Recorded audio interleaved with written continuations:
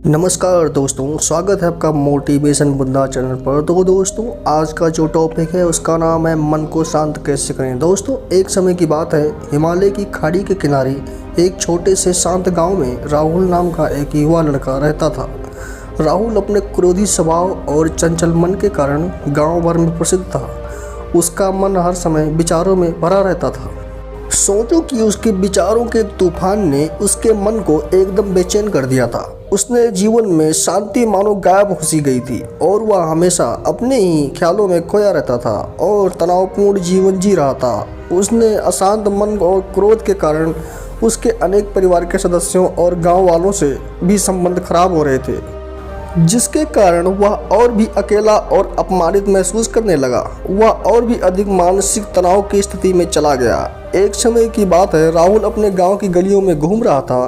तभी उसकी मुलाकात एक बौद्ध भिक्षु से हुई जो एक पेड़ की छाया के नीचे ध्यान में बैठे थे। बौद्ध भिक्षु के चेहरे से निर्मल शांति की आभा झलक रही थी। इस असीम शांति में राहुल बौद्ध भिक्षु की तरफ आकर्षित हुआ। जब राहुल बौद्ध भिक्षु के करीब आया तो उसने अपने आसपास एक सकारात्मक ऊर्जा का एहसास हुआ। राहुल को एहसास हुआ कि इस असीम शांति और सकारात्मक ऊर्जा का स्रोत कहीं नहीं है, इस बौद्ध भिक्षु के भीतर ही है। इसलिए वह वहीं बैठकर उनकी आंखें खुलने का इंतजार करने लगा। थोड़ी देर बाद जब बौद्ध भिक्षु की आंखें खुली तो उसने एक युवा लड़के को अपने सामने बैठा पाया जो बहुत ही तनावग्रस्त और नकारात्मक भावनाओं से भरा हुआ लग रहा था। राहुल ने बौद्ध भिक्षु की ओर उदार भाव से देखा और विनम्रता से कहा, मालिक, मेरा मन बहुत अशांत है और मेरे मन के विचार मुझे खोए जा रहे हैं। मुझे एक पल के लिए भी शांति महसूस नहीं होती। क्या आप मुझे सिखा सकते हैं कि मैं अपने मन को शांत कैसे करूं? बौद्ध भिक्षु ने राहुल की तरफ पीड़ा को समझते हुए कष्ट दृष्टि से देखा और कहा, मेरे प्यारे बच्चे, मैं तुम्हें एक कहानी सुनाता हूँ। इस कहानी में मानसिक शांति और खुशी का रहस्य छिपा है। बौद्ध भिक्षु ने कहा कि क्या आप वह कहानी सुनना चाहोगे? राहुल ने सर हिला दिया और पूरी एकाग्रता से कहानी सुनने की तैयार हो गया। उसके अंदर जिज्ञासा चरम पर थी कि वो कहानी सुनने का बेताब था। भिक्षु ने कहा कि बहुत समय पहले की बात है, एक नगर में शक्ति नाम का एक आदमी रहता था। शक्ति बेहद महत्वाकांक्षी व्यक्ति थे और उन्हें हर काम में लोगों से मदद की जरूरत पड़ती थी। यदि उसे किसी से असफलता और बुराई सुनने को मिलती थी तो वह गहरी चिंता और तनाव में चला जाता था। उसका मानना था कि सफलता और भौतिक शक्तियाँ वंचित खुशी देंगी, लेकिन वह जितना सफलता की और प्रशंसा के पीछे भागता था उतना ही मानसिक तनाव में डूब जाता था। लेकिन अचानक सा उसका सामना उस समय के मशहूर बौद्ध भिक्षु से हो गया जिसका नाम महाकौशल था। महाकौशल अपने शिष्यों को ध्यान की शिक्षा देते थे। बौद्ध भिक्षु महाकौशल की अद्भुत एकाग्रता से प्रभावित शक्ति ने उसे अपने भटकते मन को शांत करने का उपाय जानना चाहा। शक्ति ने कहा कि महंत, मैं हमेशा सफलता के पीछे भागता हूँ और लगातार अधिक हासिल करने की कोशिश करती हूँ, फिर भी मुझे कोई क्षणिक संतुष्टि या असंतुष्टि नहीं मिलती।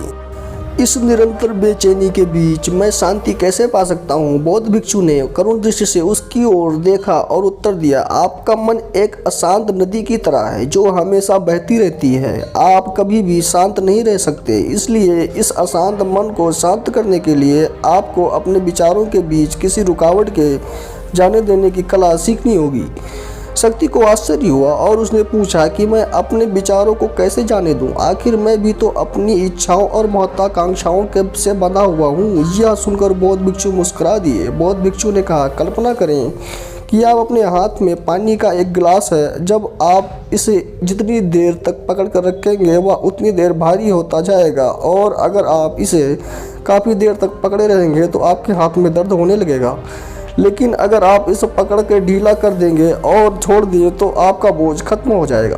राहुल ने पूरी कहानी और उसमें संदेश ध्यानपूर्वक सुना। वह समझ गया कि अपने विचारों और इच्छाओं से चिपके रहने से उसका बोझ बढ़ जाता है और अंदर ही अंदर अशांति पैदा कर देता है। अब राहुल को कहानी का अंत सुनने की उत्सुकता से प्रतीक्षा थी। कहकर बौद्ध भिक्षु ने कहानी जारी रखी। एक बौद्ध भिक्षु की बात मानकर शांति के विचारों को त्यागने का अनुभव शुरू कर दिया। वह बिना किसी निर्णय से अपने विचारों और भावनाओं को आते और जाते देखता था। अब उसने विचारों को पकड़ना बंद कर दिया था। विचार उठते थे और अपने मन में अपने आप चले जाते थे। धीरे धीरे वह एहसास होने लगा कि उसकी इच्छा और भावना ही उसे दुखों का कारण है। जैसे जैसे शक्ति ध्यान में गहरे उतरते गए, उन्होंने पाया कि वर्तमान में जीना ही आंतरिक शक्ति का एकमात्र स्रोत है।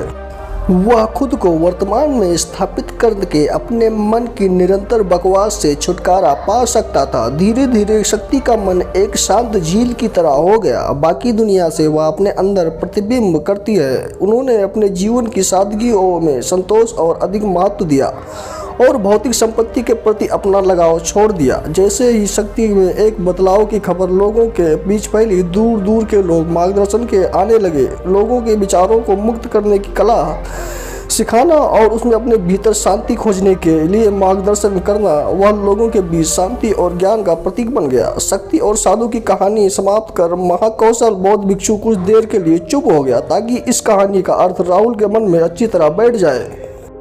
राहुल ने बौद्ध भिक्षु की ओर देखा तो उसकी आंखों में एक नई समझ दिखाई दे रही थी। राहुल ने धीरे धीरे से कहा कि मुझे इस कहानी में ज्ञान दिखता है, लेकिन मैं अपने इस जीवन में कैसे लागू करूं?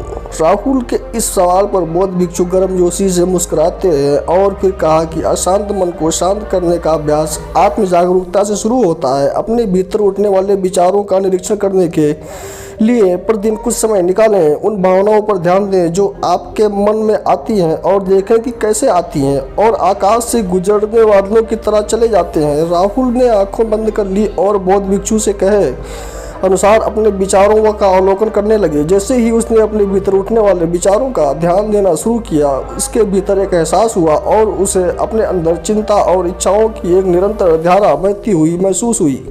सिर्फ एक एहसास ने उसे एक अद्भुत शांति का एहसास कराया। उन्हें यह भी एहसास हुआ कि वह एक सभी विचारों और भावनाओं से अलग है। बौद्ध भिक्षु ने आगे कहा कि जैसे शक्ति ने खुद को सभी मोह माया से अलग कर लिया था, वैसे ही अपने मन को अशांतकारी विचारों और भावनाओं से मुक्त करने का अभ्यास विकसित करो। बिना किसी पूर्वग्रह के विचारों को कैसे ही स्वीकार करें जैसे ही आता है और फिर धीरे धीरे वह जाने दें और अपना ध्यान वर्तमान क्षण में केंद्रित करें। लेकिन राहुल ने टोकते हुए कहा कि अगर विचार और भावनाएं इतनी मजबूत हों तो क्या होगा? बौद्ध भिक्षु ने कहा बना रहता है और मन को छोड़ने से इनकार करना। और बौद्ध भिक्षु ने राहुल की बात को सहमति जताते हुए सिर हिलाया और कहा ऐसे कई मौके आएंगे जब आपके मन में सवालों का बवंडर चल रहा होगा। जब आपका दिमाग अपनी बात ही नहीं सुनेगा तो कैसे में आपको अपनी सांसों की ताकत पर विश्वास करना होगा। एक बार फिर बौद्ध भिक्षु ने राहुल से कहा अपनी आंखें बंद करो और अपनी सांसों पर ध्यान केंद्रित करने के लिए अपने पेट को ऊपर उठता हुआ और मथता हुआ महसूस करें। बौद्ध भिक्षु ने बताया कि जब भी आपका मन अशांत होता है तो तुरंत अपनी सांसों पर लौट आए। सांस की बात गति और तुरंत वर्तमान के चरणों में वापस खींच लेगी और शांति का अनुभव कराएगी। एक बौद्ध भिक्षु के निर्देशानुसार आने और जाने वाली सांसों पर ध्यान केंद्रित करने का प्रयास करें। इस छोटे से व्यायाम से उन्हें मानसिक शांति का अनुभव हुआ। उसे याद आया कि उसकी सांसें हमेशा उसके साथ थी, जो कि उसे वर्तमान क्षण की याद दिलाती थी, आराम और शांति लाती हैं।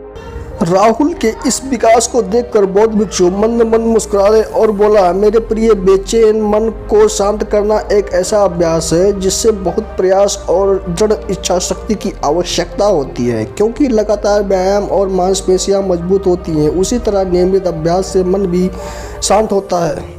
राहुल ने सर हिलाते हुए बौद्ध भिक्षु को धन्यवाद देते हुए कहा कि उन्होंने वादा किया कि आज से बाद वह अशांत मन को शांत कर सकेगा और अपनी गैर शक्तियों को मुक्त कर सकेगा। बौद्ध भिक्षु ने राहुल के कंधे पर हाथ रखकर कहा कि मुझे आपकी क्षमता पर बहुत भरोसा है और आपको जल्द ही आंतरिक शांति मिलेगी।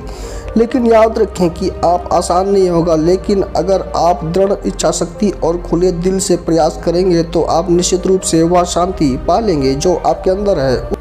उस दिन से राहुल अपने अशांत मन को शांत करने का प्रयास करने लगा और हर दिन ध्यान करने के लिए एक अलग समय निर्धारित किया। उसने अपने मन को उठने वाले विचारों को बिना किसी रोक टोक के जाने दिया और अपनी सांसों के जरिए खुद को वर्तमान में बनाए रखने की कोशिश की। समय के साथ अभ्यास करते हुए राहुल को अपने अंदर शक्ति का अनुभव हुआ।